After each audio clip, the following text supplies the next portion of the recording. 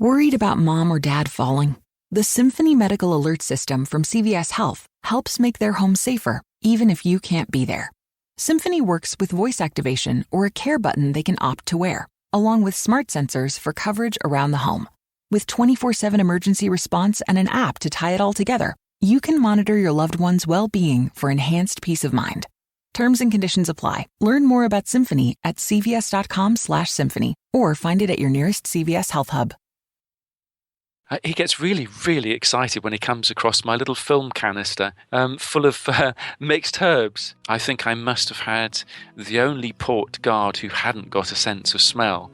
Of course, he thought this was dope, wasn't he? So he just went absolutely ape, and he was just so excited.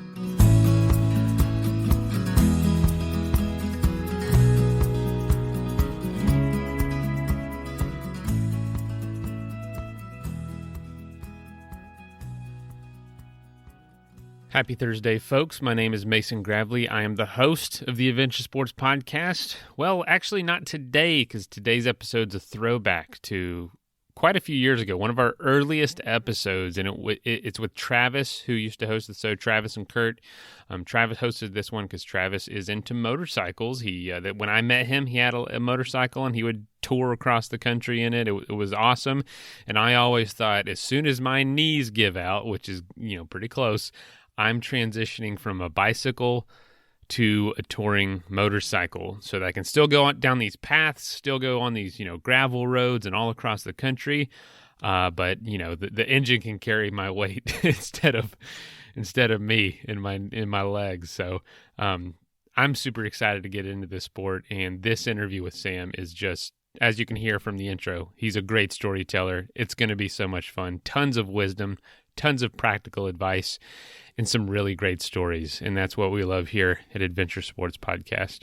And before we get started, I wanted to thank the Restoration Depot for sponsoring today's episode. If you're somebody who loves, classes, going to yoga classes or Tai Chi classes or learning about essential oil 101 and wellness classes, but, if you can't do that right now, whether it be work or just being at home or the weather, the Restoration Depot offers you those classes, but online. There are tons of fitness apps and tons of things like cycling and rowing, all sorts of things that are going to virtual classes, and they're doing really well. This is just like that, but for those things I mentioned before. Everything from unique parenting to, like I said, yoga and Tai Chi, mental health education even. Anything that's more based on that style, that side of health and wellness, you're going to find at the Restoration Depot. And these are not pre-recorded, videos. These are live classes you're able to join. And if you want to try your very first one, choose your class, choose a time that works for you, something you're interested in,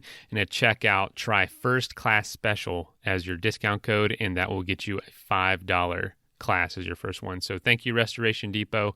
I know for me, I try to do something early in the morning every day, and sometimes I need a little more motivation from an instructor, from a class, than just doing it myself all the time.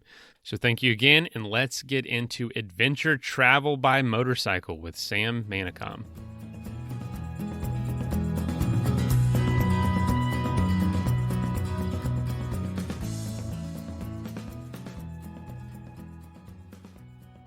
How many of you have dreamed of throwing caution to the wind and setting off on a year-long adventure, be it backpacking, sailing, or maybe traveling by car or motorcycle?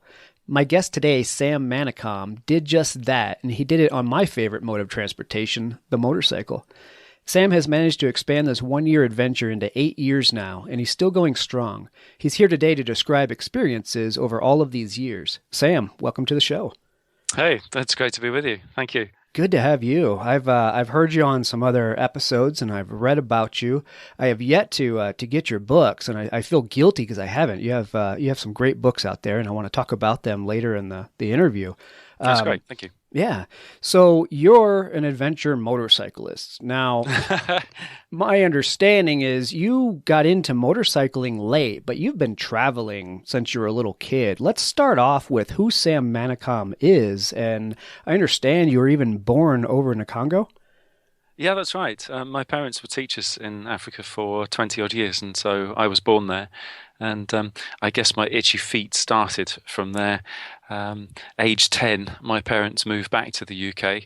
And for the first few years at school, I was known as Jungle Boy, but it wasn't a surprise because I was more used to going bare feet than I was wearing shoes and an English winter coat.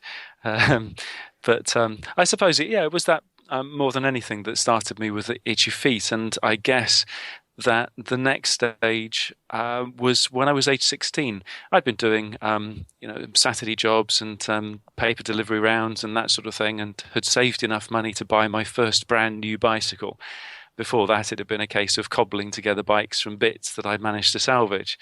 So there I was. I had this wonderful navy blue brand new bicycle in front of me, and I was looking at it one day and thinking, I've got to do something with this. What shall I do? And then I thought, I'll ride it to Holland. So I was living in the south of the UK at the time, and the school holidays were coming.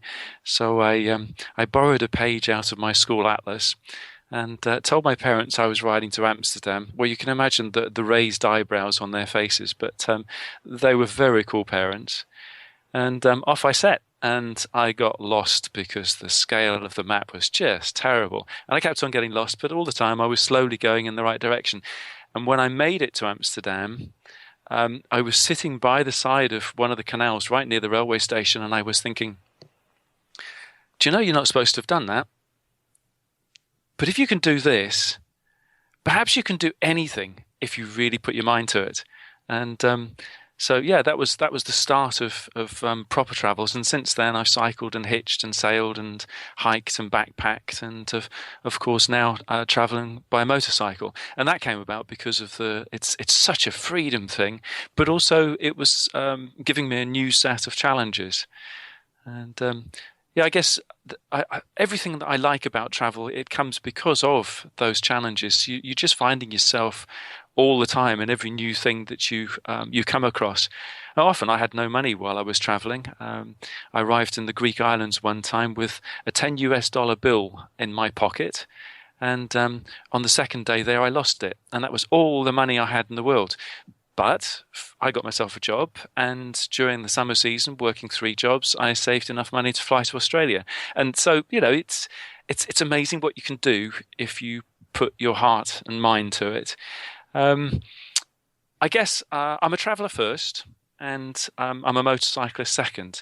And it's that way round because I just love the exploring and the finding out the new things. And the motorcycle is such a fantastic tool for being able to do that. And I don't ride often without a crash helmet, but there is nothing like the feeling of wind in your hair, is there? That's true.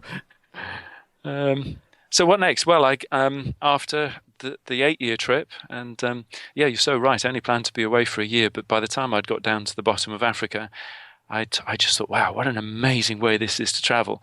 There's no good reason to go home. So just kept on going. And I wrote a few magazine articles during the second 4 years of the trip.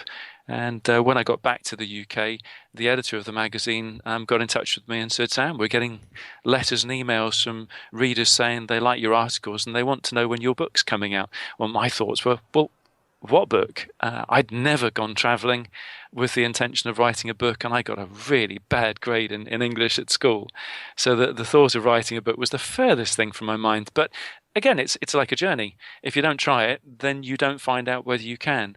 And people liked my first book, Into Africa, and the other books slowly came out, and I now bounce around doing presentations at events and basically sharing the fun of the road, because if I can do it, well, most people could. You don't have to be anybody special. I think that's one of the most important things, but you do need to have the freedom and the determination to be able to set off on a longer trip. Yeah, absolutely. Well, I think the big question is, how do you support yourself? I mean, that's a gating issue for most people. For one to do something like this, they need to leave a job or figure out how to support themselves on the road. So you not being an author from the get-go, how did you manage making enough money to live this lifestyle? I'd been working like stink in my last job, and 6 days a week, sometimes half a day on a Sunday as well, and really long hours. And I was just saving every penny I had. And then I sold everything I'd got. My house, my car, furniture, clothes, because I'd only been riding a bike for 3 months the day that I got to the edge of the Sahara Desert. And with the knowledge of what a novice I was, I thought, you could get halfway down Africa and you could hate what you're doing. You could think that this motorcycle overlanding lark is just not for you. Well, after 6 months of having sold everything, that's okay. I've got plenty of money. I can go back and I can start all over again. And that'll be fine. But if I get halfway down and I'm having an absolute ball and I'm trying to do it on my savings and my savings are running out, wow, wouldn't that be just the biggest kick in the teeth? So I thought, come on, just go for it. And that really helped. And by living frugally along the way, wild camping, bargaining for my food in the markets, sometimes exchanging a few hours work for somewhere to sleep and a meal, and just doing typical backpackery type jobs along the way, I just had a ball. And it's amazing how cheap you can travel if you want to. So people will listen to this and think, yes, he's right, I want to do that. It's a hard trigger to pull. What words of encouragement would you have for those thinking maybe they'd like to do something like this? I think if you can get yourself in a position where you don't owe anybody any money, where you've got no responsibilities, and you can get the money together to do something, then just do it. Go. You may hate it, but actually after the first 6 weeks of being on the road, I bet you've got a huge smile on your face and you're thinking, wow, why have I never done this before?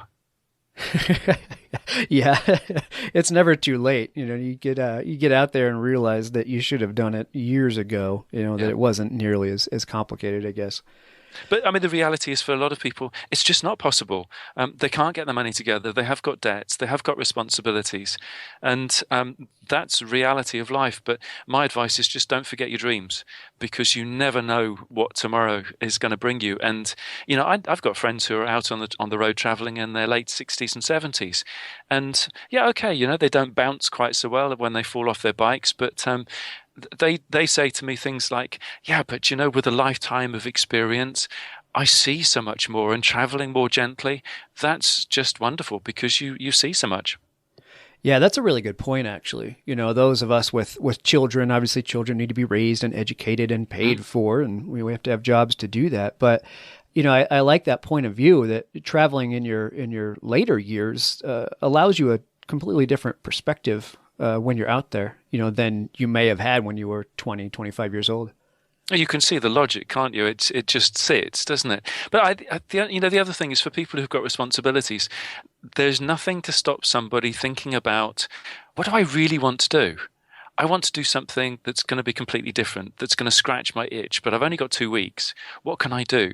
There are places in the world that you can go where you can do something completely different for 2 weeks. So you've scratched your itch, you've kept your dream alive, you go back home and you carry on with your responsibilities, but back in the back of your mind, you're thinking, well, that was really cool. What could I do next time? Yeah, absolutely. So let's touch on safety a little bit. Obviously, I think that's a big word when it comes to this kind of traveling around the world, overseas for lengths of time. How do you view safety when you're out there? It pretty much comes down to common sense and treating the fact that you're in a place where you're the stranger, treating that with respect means that you can cut down the risk factor, the danger, quite dramatically. Common sense, yeah, you do your research, don't you? If you know somewhere is going to be, without doubt, significantly dangerous, then why go there unless you're an adrenaline junkie? There are some times on my trips where I've had no choice, really, because I've been faced with riding somewhere where things are possibly dangerous versus putting my bike on a plane and flying. And I've chosen to ride. And because I do things like, I always ask the people coming towards me, so what's it like? How's it in front? People know. Those people are the people who've got the freshest of news. And if there's something going pear-shaped in front of you, then they'll tell you. Of course they will. So you go around. You don't have to go over. Do you find situations where people hype it up too much? The people that are coming the other direction. We hear time and time again, people are saying, "Oh, don't go there." They're willing to rob you and kill you, and then you press on anyway, and you're thinking, "What were these people talking about?" All the time. All the time. And I don't think it's done with malice. I think it's done because people are quite often still buzzing on adrenaline when they've come through a potentially risky situation. All of us, when we're traveling, are being challenged, and those challenges can come from the risky situations. And if we've learned something as we've gone through something that's a bit dodgy, then we want to make sure that the next person has as much good information as possible. And sometimes we all get a little bit carried away. Yeah, absolutely. So you're into 55 countries at this point, over 200,000 miles on a motorcycle, and you've been doing it for over 8 years. I mean, that's a short time to cover that much ground. There must be some amazing experiences that have come out of that. What story would you have to share one of those experiences? Travis, can we stop there just for a minute? Yep. I'd finished the 8-year trip, and I've been back from it for a while. And I now make my living out of magazine articles and the books and doing presentations and helping organize overlanding events.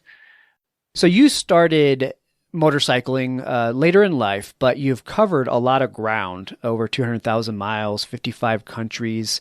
When you were doing that, what was an amazing story or two that came out of that experience? An amazing story. Gosh, how many hours have we got? I think one of the beauties about doing a long trip is that, and on a motorcycle, is that you can wake up every morning and you can think to yourself, what shall I do today? Not what does my bus or train ticket tell me I have to do. And the fact that once you get away from the rush of trying to do things on time, which of course we've all got to do in real life world, then you have the opportunity to take it easy and to really observe what's going on around you. You've got the time to stop and smile with somebody who's a complete stranger, and it's those moments that bring real joy out of a journey. It's the connection with other people, and that comes by learning to take the time to smell the roses. Does that make sense? Yeah, absolutely. Now, do you do a lot of your traveling alone when you are out there on the bike? I understand that you're not on the road now, but I think you've had a mix between riding alone and riding with a partner. Is that right? Most of my journeys I've done on my own. The first 4 years of the 8 years I did on my own, except for where I bumped into other people and rode with them for a while. But the second 4 years of the trip, I was riding with a German lass, and we met in New Zealand. And she was riding a bicycle through New Zealand for 6 months. And I reckoned anybody nuts enough to ride a bicycle up and down all of New Zealand's mountains was probably daft enough to tolerate me. And cutting a long story short, we spent 4 years traveling together, and we're still now. She's absolutely brilliant. She's great fun to travel with, and she's just got one of these real inquiring minds that helps you to stop and smell the roses. And I think the beauty of traveling with somebody else is that we get involved with things that she has the passion for, but I don't necessarily. So she's introducing me to new worlds. And the other thing is, do you know those moments where, for example, you might be standing looking out at an absolutely awe-inspiring, phenomenal view, and there's something very special to be able to stand or sit there and enjoy this view with somebody that you care about. Traveling with somebody else, with Birgit, has just been brilliant. Yeah, I absolutely get that.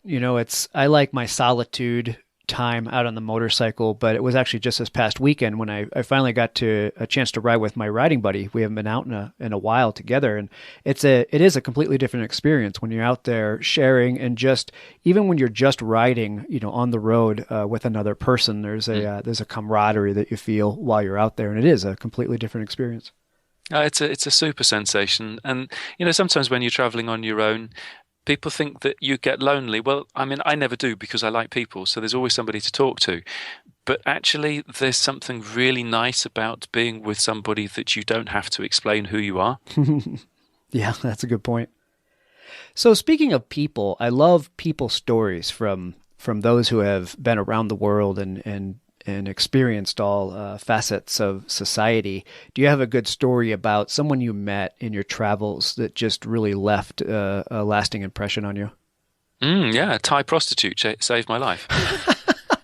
Do tell. um, I was traveling through Thailand, and I was I just stopped in one of the little beach resorts. It was one of these places with bamboo cabins on stilts with palm fronds for roofs, and planned to stay there for a few days. And there was a drop-dead gorgeous girl in the cabin next door to me, and of course we got talking. And it turned out that she was a prostitute, and she'd only been doing it for a little while. And as we got to talking some more, it turned out that she came from a very poor hill family, and her parents had basically spent all of their savings on getting her through school, and she'd been top of the class. And her teachers had said, you know, if you go to university, you'll have a magnificent life in front of you. And she really, really wanted to repay her parents for all of the hard slogging that they'd done to get her through school and the fact that they left themselves broke. But hey, where's a girl like that going to get money from? Well, she worked out that the only way that she was going to get it was by becoming a prostitute for a few years, and a prostitute's foreign tourists. And I was just blown away by the determination of this lass.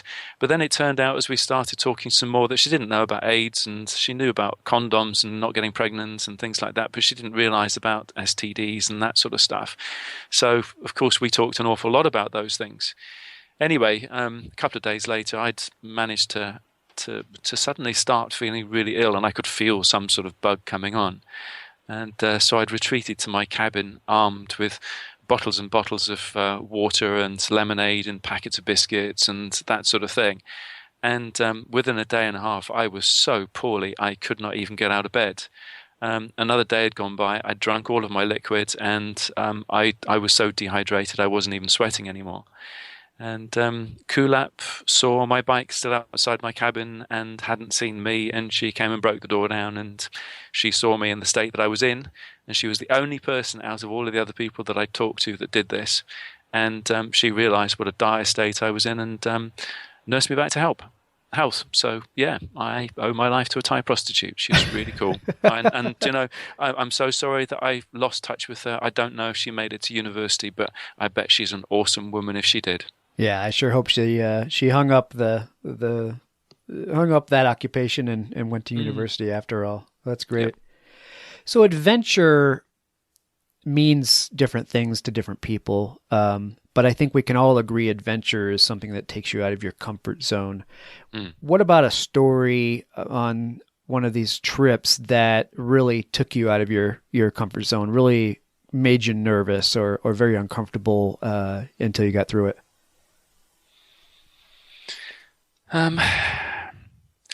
Well, the first year in Africa, I was shot at twice, arrested 3 times, thrown in jail, had a 17 bone fracture accident crossing the desert in Namibia, and various other mishaps. So there were a few of those times there. But I think there was one particular time where things went particularly badly wrong. And that was as I was leaving Australia. And this situation ended up with me being told by the doctors that I'd never ride a bike again. And the story behind this is that, you know, I was working my way through Australia, fruit picking and that sort of stuff. And my last job was working with a film crew in Darwin, which was just an awesome job to do. It was a whole world that I never expected I'd find myself in. And that actually, by the way, is part of the fun of working while you're traveling, is all of the different things that you end up doing that you never would do at home. So you learn shed loads. Anyway, I was in a storeroom one day and I was picking up some heavy camera kit, and somebody came flying through the door behind me. The door hit me on the backside, sent me sprawling onto the ground, and as I hit the deck, I just heard a sort of noise and instant agony. And that just threw all of my plans into disarray, and I couldn't ride my bike. But then a whole series of things turned up which actually made this situation work for me. And one was that the shipping company that I was supposed to be using out of Darwin to Indonesia said that they would arrange for my bike to be stored in a duty-free area so that I wouldn't be breaching any of the Australian customs regulations. And then when I was fit enough, they'd ship it on for me, and they weren't going to charge me anything because they'd realised that this wasn't something that I was asking for help with because I'd been stupid or careless. It was something that just can happen. I'll end up spending the next 3 months using buses and so on, buses and boats, island hopping through the Indonesian archipelago, and what an awesome experience that was. It's got its rough times as well as its good times, but I walked a lot and I swam a lot from just idyllic tropical beaches until I got round to Singapore. So I'd done a big loop, and the shipping company had sent the bikes there to me. And I went to the to the port, and all the time I had this voice in the back of my mind from the doctor saying, "You'll never ride again." And I kept on thinking, yeah, but I've got to try. If I don't try, then I won't find out. And I did all of the paperwork and went and retrieved my bike, which had survived all of the shipping. And then something very funny happened, which just put all of my fear about being back on the bike pretty much out of the window. And the first swing of my leg over the bike was very nerve-wracking because, of course, I'd lost all of the muscle tone that you get from regularly swinging your leg over the back of a motorcycle. So that was quite a weird sensation. But I rode the first 100 yards or so, and it felt okay. I realized that I was going to have to be very careful and build that muscle tone back up again. But it was fine. I got to the last gate of the port, and there was this really bolshy guard there, and he flagged me down, and there was no mistaking what he wanted, straight over to the side of the road. So I did what I usually did and pulled my helmet and my gloves off and turned the engine off and waited for him to come. And he made me unpack my luggage all over the pavement. And you can imagine that this is a main entrance into one of the ports, so there are literally hundreds of people streaming backwards and forwards, and big trucks and taxis and buses and everybody else. So there's me laying my worldly belongings out along the pavement. And he gets really, really excited when he comes across my little film canister. Yeah, remember those? Full of mixed herbs. And I like cooking while I'm traveling. It's one of the ways that you keep the budget down. And mixed herbs are a vital ingredient. And I think I must have had the only port guard who hadn't got a sense of smell. Of course, he thought this was dope, wasn't he? So he just went absolutely ape, and he was just so excited. But eventually one of the officers came down and took a pinch of this stuff. And yeah, this guy, he just looked as if he wished there was a hole that he could disappear down into. And for the next mile or so of me riding, I didn't even think about my back. I just thought about how lucky I was that the officer had come, because it could have got very, very screwy. So maybe a tip is don't carry oregano and powdered sugar with you in foreign countries. Exactly. Yes. That's funny.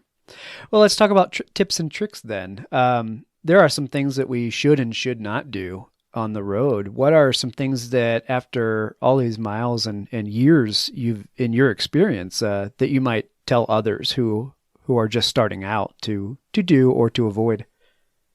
Okay. The first one is plan, but don't overplan. A lot of people spend so much time and money planning to do something, and they never get the feeling that they're ready, because there's always something else that needs to be learned, some other bit of kit that probably would be a good bit of kit to have, and they quite often never go. Sometimes it makes more sense to look at the basics that you really need. And the basics are, well, you need to be able to sleep well and you need to be able to eat well. If you can do those two things, then you have a chance of traveling with a smile. You need to be on a motorcycle which you like riding. That's the key. And the other key with that is that it has to be in good working order, so that when you're setting off, you're not already setting off with a bag of bones that can shake itself to bits the first time you hit a rough road. So plan, but don't overplan. It's surprising what you don't need out there. And I guess my next tip is, don't fear the unknown, but respect it. I mentioned this earlier on. And, when you're in the unknown, whatever your skills are, it's always going to be you that's the stranger. But that's part of the fun. And I think if you go into situations knowing that you're the stranger and that you're not fearing something, but you're treating it with respect, you can turn fear into something that's actually quite positive and gives you an inquiring mind and gives you the chance to draw on the abilities and the background knowledge and so on that you do have. One of my favorite sayings is fear is that dark room where negatives are developed. Yeah. It's such a good one, isn't it? That is a good statement. Absolutely. I think next tip is, as far as travel goes, a handshake and a smile go a really long way in just about any culture. It's that respect thing again, and most cultures around the world now handshake. Some don't smile; that's their culture. But actually, in most cultures, that handshake and a smile can go such a long way to showing that you're friendly and that you're respecting the person that you're treating. And that can smooth away a lot of very big potential problems. I think the next one is travel light and travel slow. We talked earlier on about traveling slow, but travel light, again, there's so little kit that you actually really do need when you're traveling. And if you take the time to smell the roses, then you recognize when things are going wrong. But I'm a firm believer that when things are going wrong, actually, it's not a disaster. It's just the beginning of an unexpected adventure. And they really can be some of the best adventures. Yeah, absolutely. Well, I mean, it reminds me of a statement that someone made recently. Jim from Adventure Rider Radio had Jeff Thomas on, and his statement that really hit me was something like, when you travel quickly, you pass through people's lives, and when you travel slowly, people pass through your life. And that really struck me because it's so true. You know, it's about being out there and experiencing people as much as it is enjoying the ride itself. Yeah. No, absolutely. Have you read Jeff's book, Ashes to Boonville? I haven't yet, no. Oh, if you get a chance to do. It's a book that I think is underrated. It should have many, many more Amazon reviews, 5-star Amazon reviews than it's got. When you read it, you'll see why I'm saying that. Oh, very cool. Well, it's going to go on my list along with your books, and that's actually a good segue because I want to talk about your books. You didn't start out to be an author. You started out just to be a traveler. And as you alluded to earlier, you mentioned that people were writing in, commenting on your paper and magazine articles saying, when's the book coming out? And, you know, here we are 4 books later and you're still going. So do me a favor and summarize the books that you have. You know, what is each one about? And tell our audience about them and where they can find them. Okay. The first book is called Into Africa, and this book takes you down the east side of Africa. So Egypt, Sudan, Ethiopia, Kenya, Uganda, Tanzania, and on down to southern Africa. It takes a year, and it covers the learning curve, but also shows me that actually I'm a complete disaster magnet. If something's going to go wrong, then it's inevitably going to go wrong somewhere near me or with me right in the middle of it.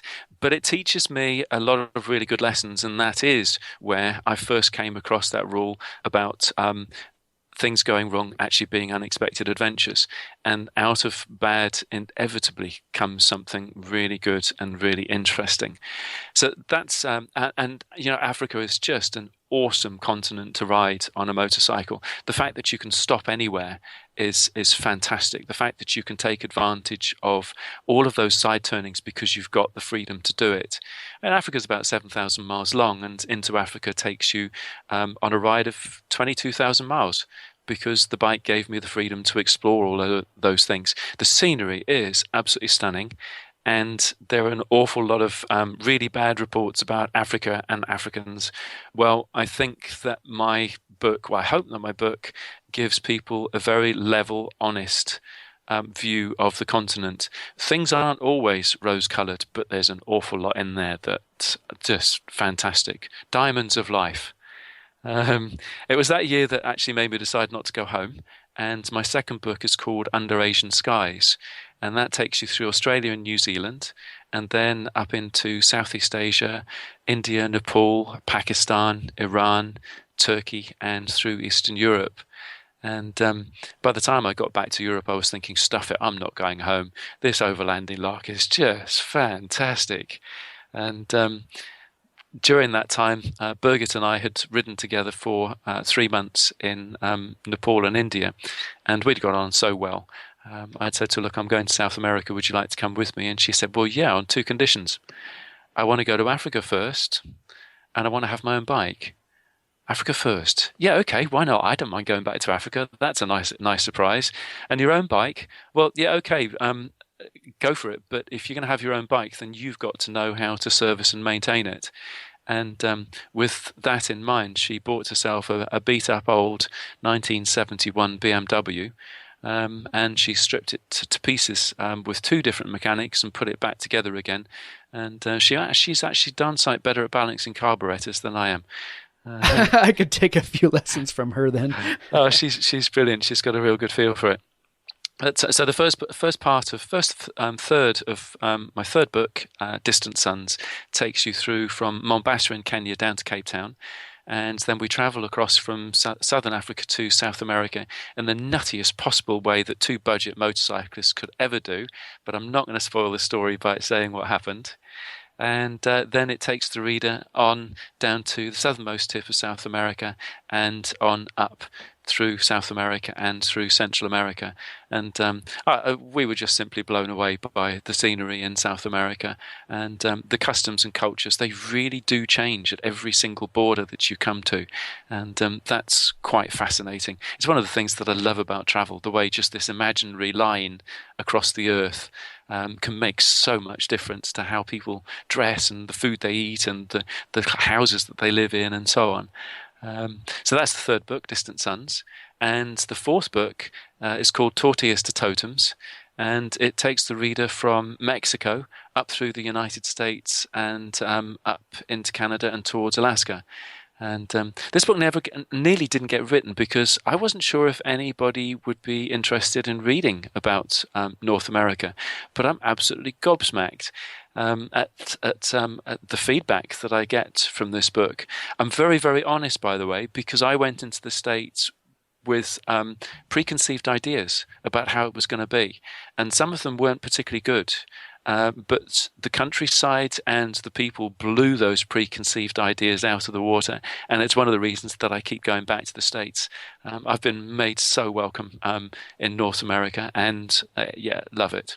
Well, good. I'm happy to hear that. I think we do, unfortunately, government actions, and as with all countries, can put a bad taste in people's mouth if they haven't been in a specific country. But I'm glad you visited and saw that things are a little bit different than you expected.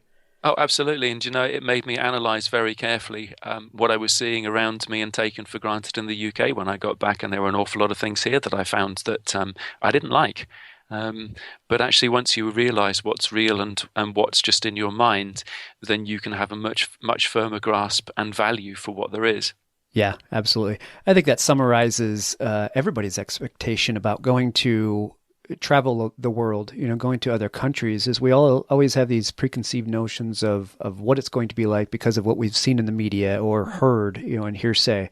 And time again, you talk to people like you who have gone and experienced it, and they come back and they say, look, don't believe any of that. Don't even listen to it approaching your trip. Just go experience. Obviously, you have to, factor in a little bit of safety like you spoke about, but go experience it and make up your own mind. And it's probably going to be much different from what you expected. Yeah, I think you're right. And as you say, so many overlanders say that.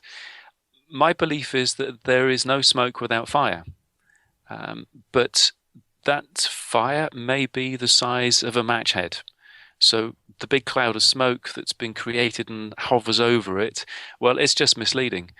Let's go and see what the fire actually is. And that's one of the beauties of traveling, is that you can find out things for yourself.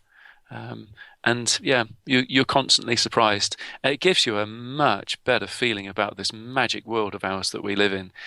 Mainstream media spends too much time concentrating on doom, gloom, and disaster, and they do so in a very unbalanced way. I'm quite cynical about the media, as you're probably already guessing. Some parts of it are excellent, and they really try hard, but other parts of it, they're just trying to sell newspapers, and they know by scaring people they'll sell newspapers.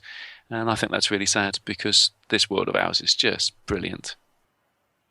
Nature makes the things we love. That's why Walmart and the Walmart Foundation are committed to help protect, manage, or restore at least 50 million acres of land and 1 million square miles of ocean by 2030. Look around you. That car you're driving, that house your family lives in, making your daughter laugh, inspiring her to dream. You did that. Teaching your son to drive, teaching him he can be anything, all you. And your dreams for tomorrow. You'll do that too. Legacies don't just happen, they are made by you. The important word being you. American Family Insurance, protecting your dreams as you achieve them. Insure carefully, dream fearlessly. Products not available in every state. American Family Mutual Insurance Company, SI, and its operating companies, American Family Life Insurance Company, 6000 American Parkway, Madison, Wisconsin. So where can we find your books? Like I said, I have got your 4 books in my reading to-do list, and I will likely blow through them very quickly. I tend to do that with motorcycle adventure books, like anybody who's an enthusiast. Where's the best place to go learn more about you as well as get your books? Well, my website is www.sam-manicom.com. So that's MANICOM. But so there's lots of background information there, and excerpts from the book, so people can have a look and see whether they like my writing style, or if it's complete rubbish, then they'll think, right, okay, I'll spend my money on something else. But the simplest and the cheapest way to get my books is from a company called The Book Depository, and they do free worldwide delivery, which is awesome because that makes them incredibly cheap to get hold of. So that's The Book Depository. Oh, very cool. We'll definitely get those in the show notes and linked up so people can find them easily. And I wanted to point out, there's a lot of information on your site. There's other video interviews. You also do a lot of speaking engagements, many in the UK, but I know you're also going to be over in the States here pretty soon. What's that all about? Well, I mentioned before that I really enjoy being in the States, and although we ended up spending 18 months in the States while we were on the trip, between Mexico and Canada and Alaska and back down again and so on, that wasn't enough time to even scratch the surface of everything there is to learn and see. So I really enjoy getting back to the States, but I'm also very conscious that the world of adventure, motorcycling and overlanding in the United States is growing fast because more and more people are beginning to discover, actually, I could do this. And I really love being around the buzz that's happening in North America now with regards to that. So for me, being able to bounce around and do presentations and so on is just passing, sharing the fun, and encouraging people to think, well, my goodness, if an idiot like Sam can do this, then perhaps I can. Yeah, absolutely. Well, you had mentioned that you'll be at the Overland Expo West down in Arizona in May. Mm-hmm. And I'm personally hoping to get down there. I haven't made my plans yet, but I'm hoping to get down there and experience for the first time. But you had also mentioned it to me that if people find you there and mention that they heard you on the Adventure Sports podcast, that you'll give them 10% off of the book sale. Is that correct? Absolutely. No, it'd be a pleasure to do so. So yeah, just come along and say the name and heard you on the show, and Travis said I could. We'll make that happen for sure. And the Overland Expo West is happening just outside Flagstaff in Arizona around the 20th of May. So it's a really good time to be there. Yeah, and if you have any interest in world travel, whether it be on motorcycles or in vehicles themselves, check out the Overland Expo information and see if you can't get down there and see what that's all about, and go visit Sam at the same time. Maybe he'll even sign your book for you. That'd be a pleasure. I'm doing a whole bunch of classes as well, and presentation on traveling in Vietnam and various other things as well. So, come in and sit in on my classes. Professional heckle is needed. I'll try to be there and heckle you. How's that? Okay. So let's get on to motorcycles. You had mentioned your partner's motorcycle, being an older BMW. What are you riding, and have you been riding the same bike the whole time? I learnt to ride on a little Kawasaki 125 KDX, which I had for 6 weeks. It took me 6 weeks to pass my test, and then straight on to an R80 GS BMW, which was new at the time. And I'm still riding her, and she's got 282,000 miles on her now. And she's still my only means of transport. She's a class act. She's had a lot to put up with. Well, that says a lot for that bike to be able to cover that many miles and under those kind of conditions that you see out there. She's been brilliant. About, I guess, 5% of the time she's been the wrong bike to have, in very heavy mud and very soft sand. But the rest of the time she's either been brilliant fun or perfectly competent. And I think for a big trip, you can never have the right bike exactly 100% of the time. So I'm really happy with that percentage. Yeah, absolutely. So you've chosen that bike. Would you recommend that bike if people can find one in decent shape? Or from your experiences, is there something else you would point somebody to? I mean, I know that's kind of a loaded question because you're talking about different size people, depending on what they want to do, what they want to carry, men, women, all of that. But I think the general question is, what is the quote unquote ideal bike? What is it you're trying to get out of your bike, at least to do this kind of travel? This is one of those $64 million questions, isn't it? And it goes a little bit back to what I was talking about before about do you like what you're riding, and is it in good mechanical condition? Because those are two of the most important things. At a bike that's ergonomically wrong for you, so that you're never sitting comfortably, well, why would you want to go off and do a long trip on that?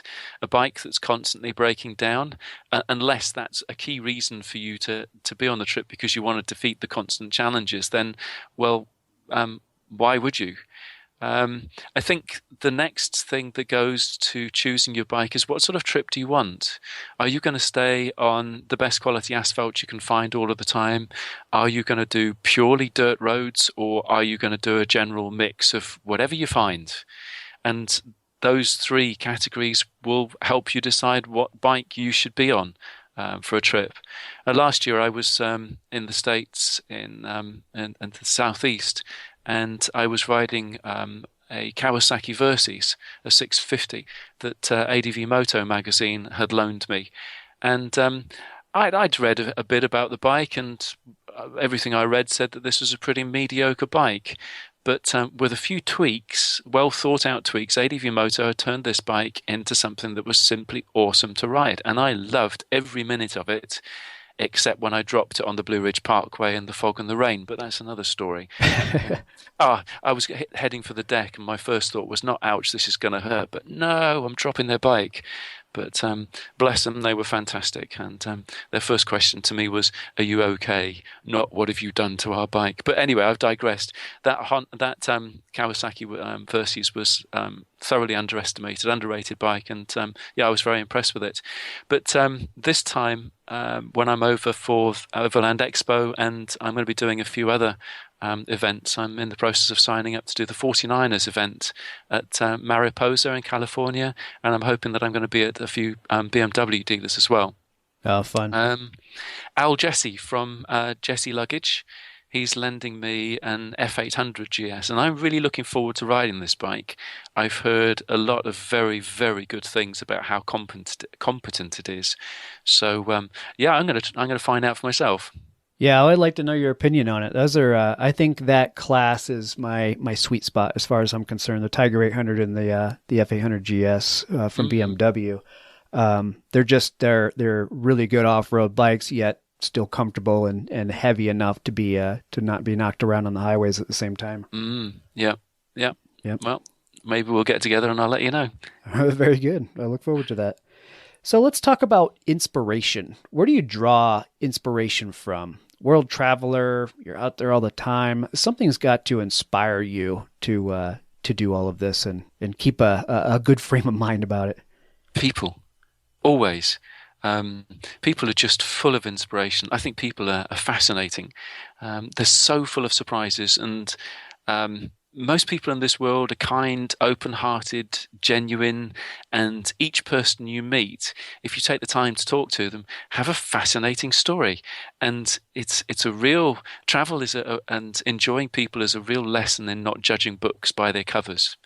You can talk to somebody who is the scruffiest, dirtiest smelling person, and when you spend 10 minutes talking with them, you find out that this person is absolutely awesome.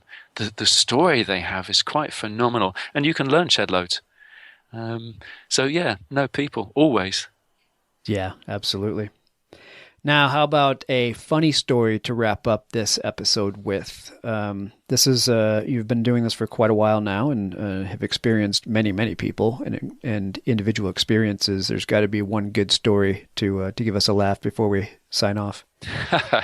Yeah, I had to really scratch my head when you said to me, "I'm going to ask you this" at the end of the show, and I made a list of about 10 different stories that I could tell you. But actually, the one that I've picked is a story that made me laugh so hard that I nearly fell off my bike. And it has to do with Birgit, and it's in the story comes in Central America. Now, it's a real true story of gently and thoughtfully following your instincts can be as exciting as following them quickly. Well, this is a story of following them quickly and what happens. So we're at the Nicaragua-Honduras border, and we'd been listening to so many of those scare stories you were talking about before. Everybody was coming towards us and saying, the border crossing, the guards are terrible, they're going to rip you off, there's bribe your way to get through, there's no way you'll get through otherwise, etc., etc. And by this time, we'd been on the road for 6.5 years, and we'd never paid a bribe anywhere. So there was a part of me that was stubborn, a part of me that was feeling lazy. Oh gosh, are we not going to finally at long last get away with this? We're going to be hammered into the ground. So we thought about it. Okay, so what can you do so that you're going to cut down on the risk of having to pay a bribe and all of the anger and frustration that goes with it? Well, why don't we just find a border crossing that's much quieter? It's off the beaten track, and maybe the officials there will be less hassled and less aggressive, and more like country people, a bit more open to humour interaction. So this is what we did. And the Nicaraguan side went absolutely smooth as anything, except as usual, we needed a zillion photocopies of our paperwork. Your health certificate, your passport, your driving license, the paperwork for your bike, and etc., etc. Loads of copies of each of these, and these were got from a little old lady, and this was her job, and she had a photocopy machine that lived outdoors, but in the archway of a shop, and she sat there with all her traditional robes on, and that's where everybody went if they wanted photocopies to pass a vehicle through. And when she first told me how much it was going to cost, I thought, you extortionist. But well, you've got no choice. There aren't any other photocopy machines, so you pay your money and you walk away. And I just thought, well, yeah, good for her though. She's found a way to corner the market and she's making a living. She's not starving. So yeah, good for her. It's part of the adventure. Anyway, went across to the Honduras side, and this was the side we'd been told we were going to get real hassle. And the first thing we found going into the customs offices was that we needed shed loads more photocopies. But they didn't have a photocopier. So we ended up having to go back into Nicaragua to use the Nicaraguan photocopier. And I was so happy I hadn't hassled this little old lady when she tried to charge us as much money, because she could have just said no and clapped her hands together, and that would have been it. We would have been stuffed as far as getting into Honduras is concerned. But, all the scare stories, they were just completely blown out of the water. The customs and the immigration officials on the Honduran side were amazingly helpful.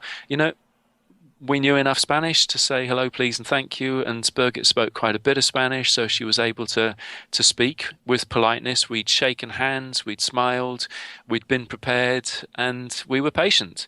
We were crossing the border first thing in the morning, so we weren't under time pressure, and these guys hadn't been hassled by idiots like us all day. So they were quite amenable, and one of them said, okay, that's it. You just need one more stamp in your passports and then you are finished, but no more fees, nothing. And by that time, I think we paid about $10 for motor insurance to ride through Honduras, and that was about it. I can't remember how much it was, but it was not a lot of money.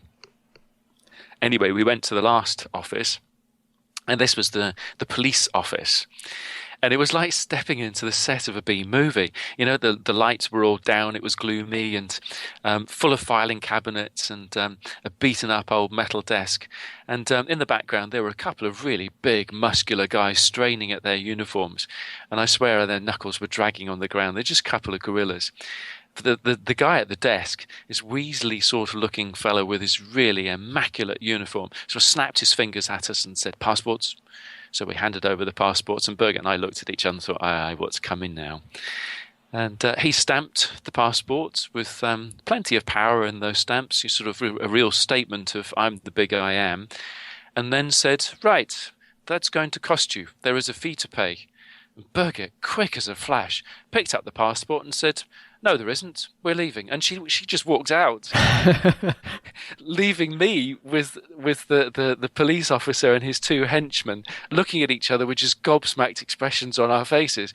Well, I managed to get my wits together a little bit quicker than they did. And I said, she's right, you know, and just left. And outside, we looked at each other, climbed on our bikes, and sort of eased on away from the border thinking, we really hope that they haven't got telephones working in this area.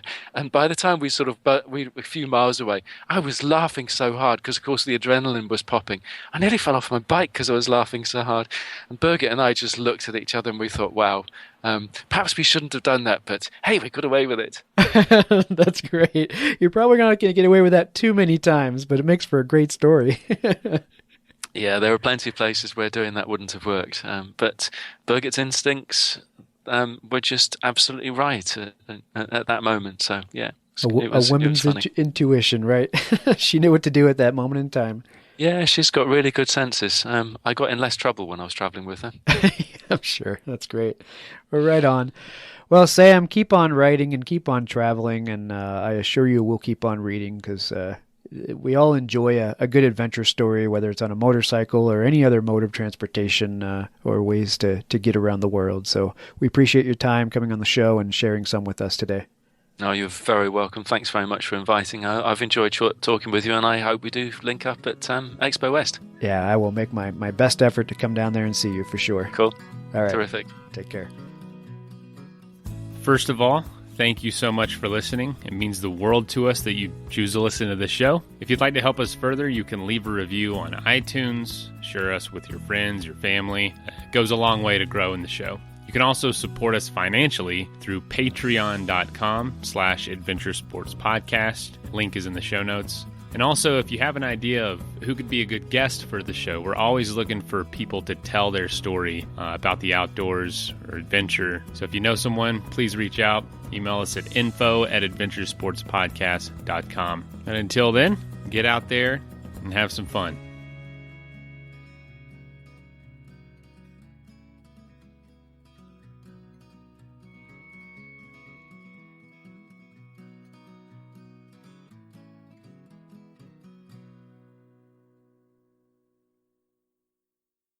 Look, staying healthy isn't easy. Watching your diet, hitting the gym, avoiding stress. But a good night's rest helps boost your overall health and wellness. And it couldn't be easier. The new Sleep Number 360 Smart Bed is the only bed that effortlessly adjusts and responds to both of you. The result? You wake up ready for anything. Proven quality sleep is life-changing sleep. And now, the new Queen Sleep Number 360 P5 Smart Bed is only $17.99. Save $600. Only for a limited time. To learn more, go to sleepnumber.com.